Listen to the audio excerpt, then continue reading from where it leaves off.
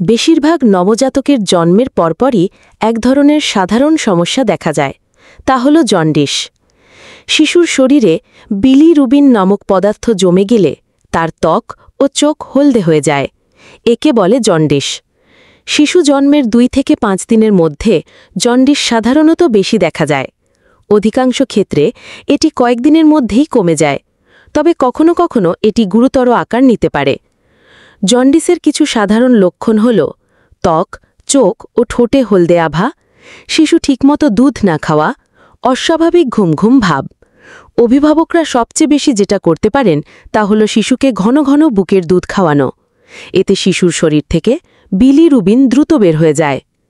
এছাড়া ডাক্তারের পরামর্শ অনুযায়ী সকালের নরম রোদে শিশুকে কিছুক্ষণ রাখা উপকারী হতে পারে, তবে কখনোই সরাসরি তীব্র রোদে রাখা উচিত নয়।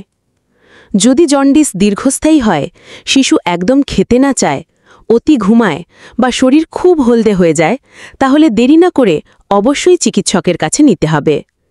মনে রাখবেন, জন্ডিস বেশিরভাগ সময় স্বাভাবিকভাবে সেরে যায়, তবে অবহেলা করলে শিশুর মস্তিষ্ক ও স্বাভাবিক বিকাশ ক্ষতিগ্রস্ত হতে পারে।